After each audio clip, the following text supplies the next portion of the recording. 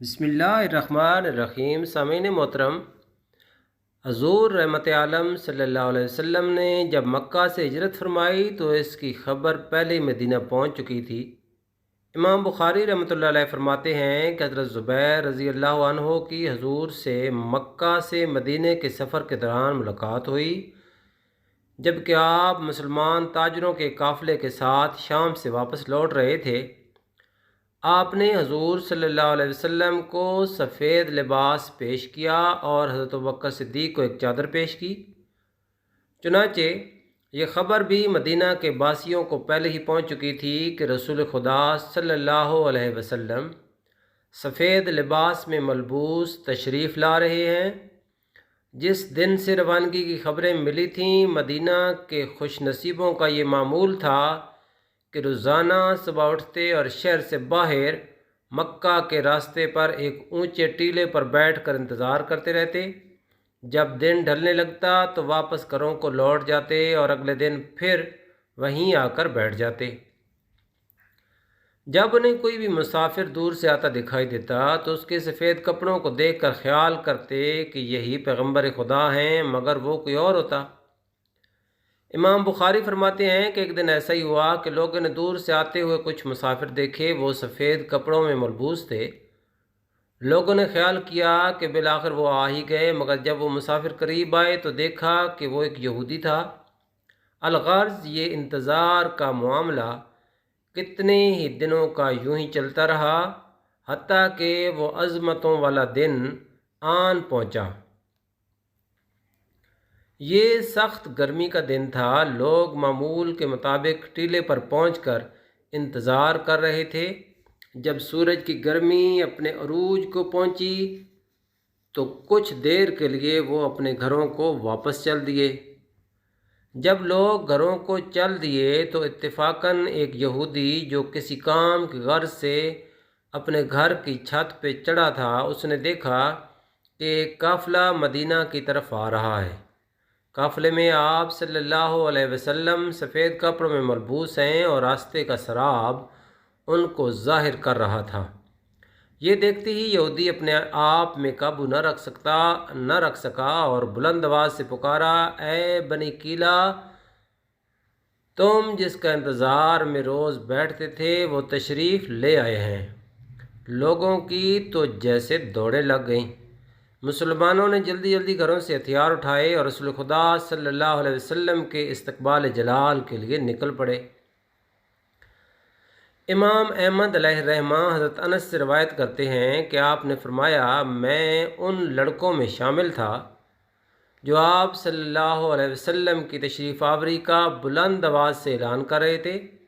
میں نے پہلا نعرہ بلند کیا مگر میں آپ کو دیکھ نہ سکا۔ پھر میں نے لڑکوں کے ساتھ دوسری مرتبہ نعرہ بلند کیا، کوشش کے باوجود میں پھر بھی آپ کو دیکھ نہ سکا۔ بالآخر میں نے آپ صلی اللہ علیہ وسلم کو اور حضرت ابوبکر صدیق رضی اللہ عنہ کو دیکھ ہی لیا۔ ان کے بقول وہ اور دوسرے لوگ اس وقت مدینہ کے ایک غیر آباد علاقے میں تھے۔ سب سے پہلے ایک بدوی شخص آپ کی آمد کا اعلان کرتا ہوا آگے آیا تو انصار، جن کی تعداد تقریباً 500 تھی، آپ صلی اللہ علیہ وسلم کے استقبال کے لیے آگے بڑھے۔ وہ کہتے جا رہے تھے، اے اللہ والو، مبارک ہو، مرحبا۔ اس کے بعد تو جب آپ مدینہ منورہ میں داخل ہوئے تو ہر گھر سے لوگ نکلے اور کچھ لوگ گھروں کی چھتوں پر چڑھ کر بلند آواز سے کہنے لگے، ہاں ہاں، وہی ہیں۔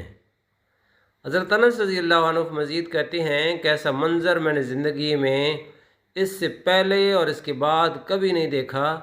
اتنی بھیڑ کا منظر یا تو انہوں نے اس وقت دیکھا جبکہ سرکار دو عالم صلی اللہ علیہ وسلم مدینہ میں تشریف لائے، یا پھر اس روز دیکھا جب آپ صلی اللہ علیہ وسلم نے وفات پائی۔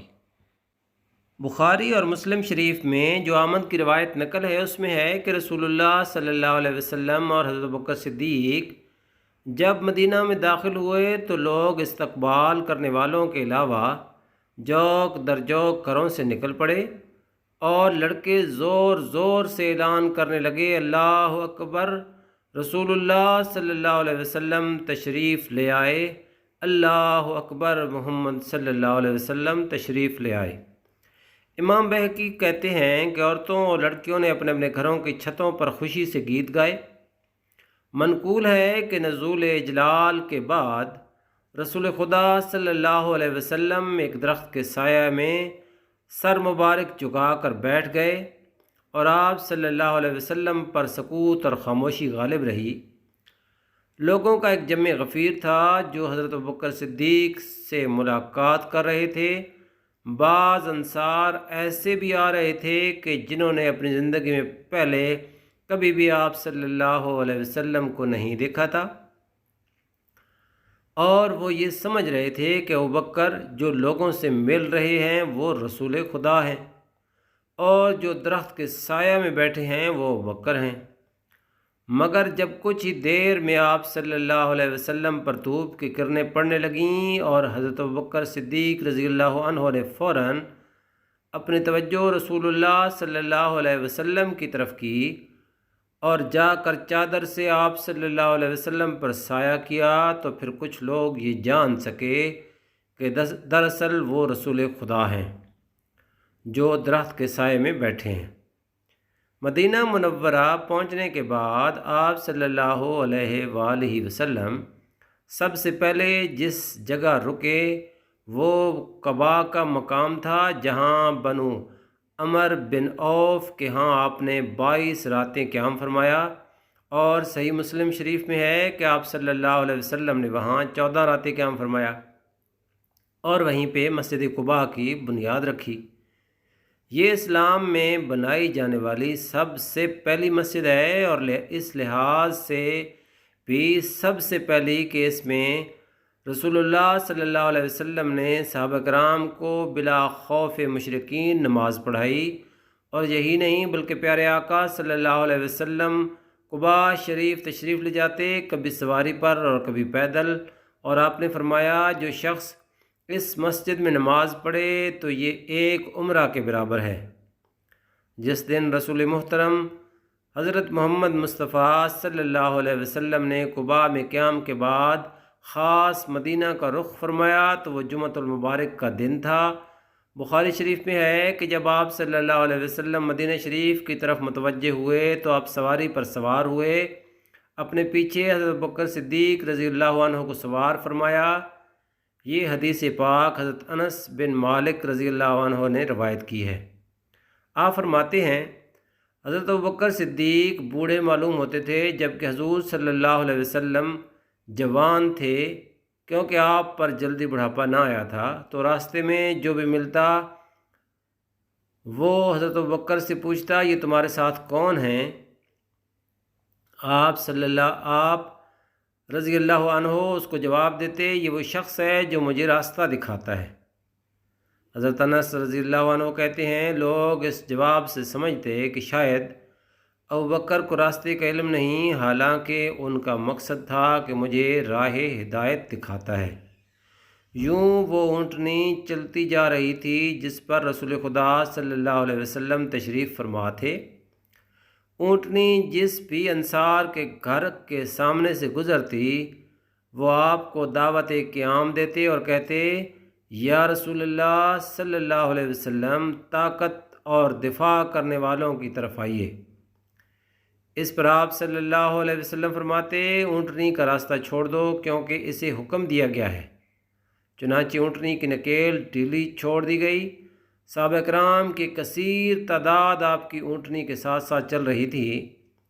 یہاں صحیح بخاری میں ایک روایت ہے کہ وہ عورتیں اور لڑکیاں جو دف بجا بجا کر گا رہی تھیں، آپ صلی اللہ علیہ وسلم نے انہیں مقبلین فرما کر اپنے رائے گرامی کا اظہار فرمایا اور یہ بھی فرمایا تم میرے لیے محبوب ترین لوگوں میں سے ہو، اور یہ بات آپ صلی اللہ علیہ وسلم نے 3 بار ارشاد فرمائی۔ کہتے ہیں اونٹنی خرامہ خرامہ آگے بڑھ رہی تھی، جب کسی کا گھر آتا وہ منہ اٹھا کر ادھر ادھر دیکھتی اور پھر آگے چل دیتی، حتیٰ کہ اونٹنی ایک جگہ بیٹھ گئی۔ آپ صلی اللہ علیہ وسلم نے پوچھا یہاں قریب ترین گھر کس کا ہے؟ حضرت ابو ایوب انصاری رضی اللہ عنہ بولے، حضور یہ رہا میرا گھر۔ اونٹنی تحمل سے بیٹھ چکی تھی۔ آپ صلی اللہ علیہ وسلم اونٹنی سے اترے اور حضرت ابو ایوب انصاری کے گھر قیام فرمایا۔ جس جگہ اونٹنی بیٹھی تھی وہاں آج مسجد نبوی شریف ہے، اور یہ زمین 2 یتیم بچوں کی ملکیت تھی جسے آپ صلی اللہ علیہ وسلم نے خرید کر مسجد تعمیر کرنے کا حکم فرمایا۔ حضرت ابو ایوب انصاری رضی اللہ عنہ کا مکان 2 منزلوں پر مشتمل تھا۔ آپ صلی اللہ علیہ وسلم نے نیچے والی منزل میں پڑاؤ کرنا مناسب خیال کیا۔ دوستو، یوں ہجرت مدینہ کا مبارک سفر تمام ہوا، اور مکہ مکرمہ کے ساتھ ساتھ مدینہ الرسول کو بھی آپ صلی اللہ علیہ وسلم کی وجہ سے عظمتوں کا عروج ملا۔ دعا ہے اللہ پاک ہمیں کعبۃ اللہ کا حج اور مدینہ رسول کی بادب حاضری نصیب فرمائے۔